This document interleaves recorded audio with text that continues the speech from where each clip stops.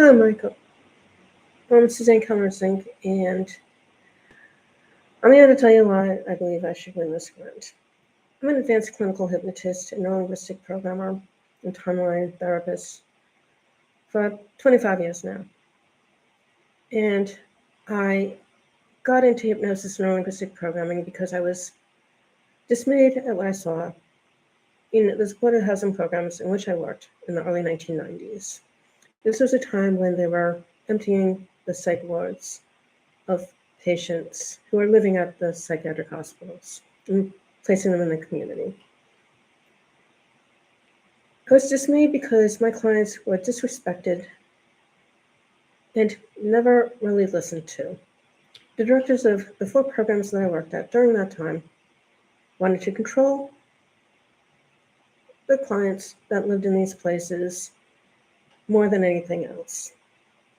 It was sad and pathetic. So I went to nursing school. I learned a whole lot about anatomy and physiology, nutrition, and some useful things about psychology. But I hated nursing. And I wanted a healing process that really was based on holistic means without toxic medications, because trust me, when people are placed on psychotropic medications, meaning medications for psychiatric illness, it alters the brain, and this is the reason why these practitioners have a very hard time taking people off of these medications. There's a lot of withdrawal symptoms that can happen as a result of it, and it has to be done very slowly and very carefully.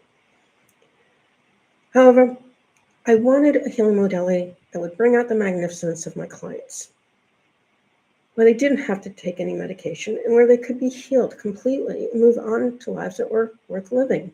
Because so many of my clients came to me just without hope. I was their last hope in so many cases, being told that they'd always be the way they were, that they never had a way out.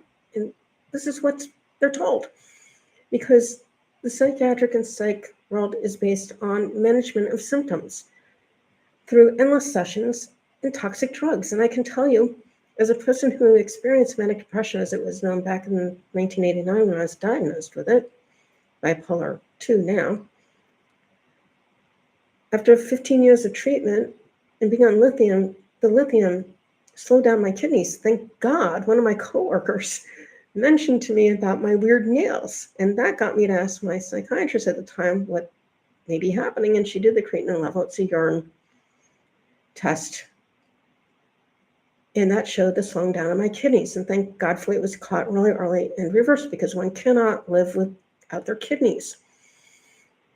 So over the years, I've helped many people overcome intractable depression, anxiety, often leading to depression, because feeling anxious all the time makes it really hard for people to do the things that they want to do in this life, and they don't really understand why. And I've innovated in the world of anorexia and bulimia, going so far as taking a master's degree. It was 18 months in instructional design and technology at the University of Arizona Global Campus. Many years after, I had 3 clients, one after the other, one anorexic, 2 bulimics, telling me that they really wanted me to train those mental health providers who help people like them to stop hurting them and to learn how to help them heal as I help them heal.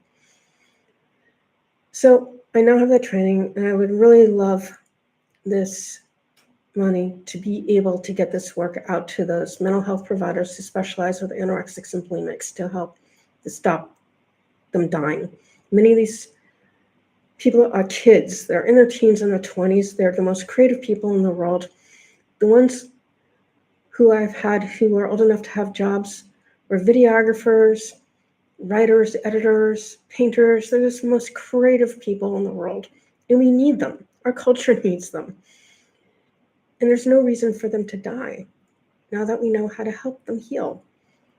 So that's the most important reason for me to win this award, for marketing to these particular providers. I've also innovated in the world of sexual addiction, which actually begins when these patients are in their infancy. They don't get what's considered a safe attachment with their mothers in most cases, because their mothers are either drug addicts or depressed or otherwise not emotionally present for the child. And they never feel like they can have a sense of real meaningful relationship with anybody with whom they come in contact, even after their sexual relations. They don't understand why their sexual relations are so empty. It's so frustrating to them. And I explain to them why this happened, because I learned it from a sex therapist who specializes in this work. But I also tell them, now that you know what the problem is, it's your responsibility to clear it up so you can move on and have really healthy, wonderful relationships, loving, respectful. And my clients get there because they have to be willing to be healed. I can't work with anyone who's not willing to be healed in any case. I also like working with teens and college-age kids because they're already in the hypnotic state 24/7 until the age of 25 for females and 26 for males. It's a really great healing technique. We've known since the 1700s that this is the way that we can help people with emotional problems. They used to call it neurosis, and they used to use it to help the neurotic woman of the world because, well, it was a male-oriented world in those days. And you know what? Sadly, in my doctoral program in psychology, very first course, they had a text, and in the text, chapter 4 was a history of hypnosis, which was done better than any history of hypnosis I ever saw in any of my hypnosis or NLP trainings ever, and it was never assigned. Why? Because I don't want these folks to learn any of this stuff. How sad is that? Because it really truly is based on management of symptoms, never allowing people to be better, and really taking their hope away. It sucks. And the only reason that I was able to break out of it was because I had in my head that I was not going to be, shall we say, leashed to my psychiatrist for the rest of my life. I had things I wanted to do, places I want to go, places I want to live that were far away from there.